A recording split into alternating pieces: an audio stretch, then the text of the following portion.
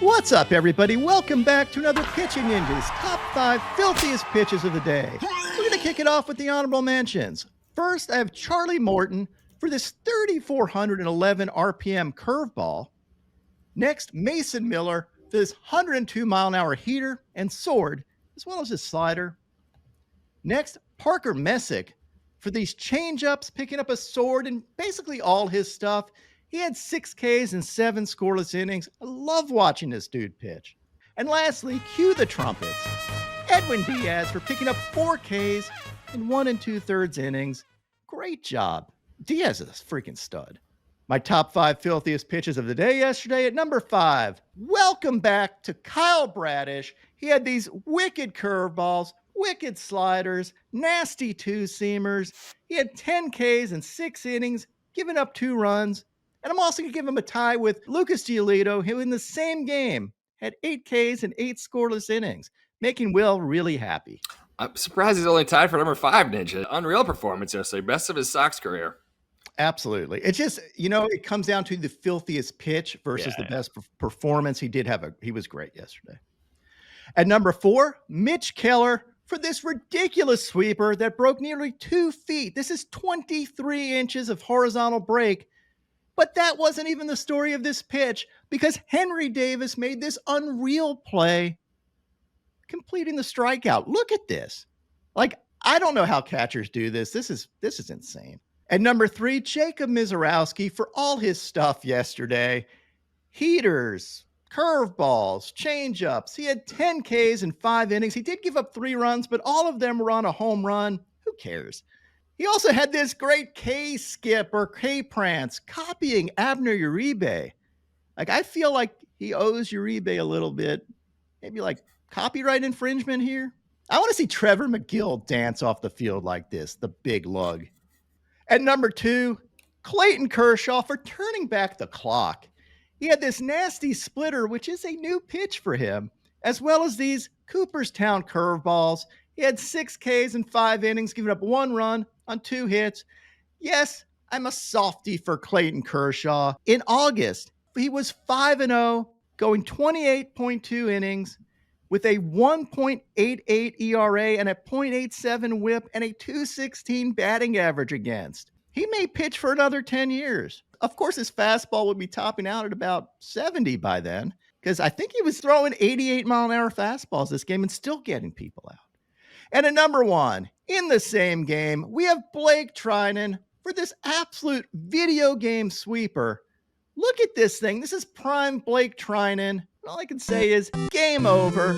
Absolute filth. Now on the ninja notes, Justin Verlander had 5 Ks in 6 innings, had this slider and sweeper, and almost gave him one of the pitches of the day because Ben Verlander asked. Next, I have Sandy Alcantara picking up 7 Ks in 7 innings, giving up 2 runs. He faced Hurston Waldrop, who gets no highlights because he had no Ks. Shane Baz had 7 Ks in 6 innings, giving up 3 runs. Luis Heel had 5 Ks in 5 innings, giving up 1 run. Chris Bassett had 6 Ks in 5 2/3 innings, giving up 2 runs. Martin Perez had an outstanding game yesterday, picking up 5 Ks in 7 scoreless innings, giving up only 1 hit. Patrick Corbin had 8 Ks in 8 scoreless innings. Tanner Gordon had 5 Ks in 6 innings, giving up 1 run. And Sean Manaea had 8 Ks in 4 2/3 innings, giving up 2 runs. I also love this, where Juan Soto just pisses off the Jesus Lizard. First, flips this ball between his legs that Luzardo wanted to keep in play, and you can see that smile on Luzardo's face like, this guy's a real Then he calls timeout in the middle of his windup, and it was granted for some reason, pissing Luzardo off even more. So much so that Luzardo's pumping 100-mile-an-hour fastballs in this at bat, a total you fastball to Soto. And then later, Soto walks on this strike. Go figure. Soto is such a little prick, but I love it. And then later on in the game, Luzardo just totally loses it, going off on the umpire. Wake the up. Gets ejected. Well, and also the rarely seen ejection after he was pulled, too. Just get the out of here. I told you I got ejected for a game coaching in high school after the game was over. There you go. Proud that sucked. I got suspended for he pulled the pitching. And I didn't do anything. Yeah, I'm sure. Ninja, we're kicking off the corner today down in Sacktown, California's baseball capital, because Riley Greene spanked a go-ahead granny over the damn batter's eye. 471, the fourth longest jack of the season.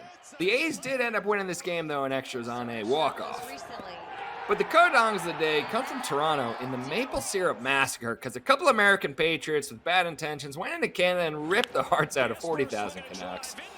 First, Mickey Gasper had his first big league homer tying up in the ninth, and you know this felt good.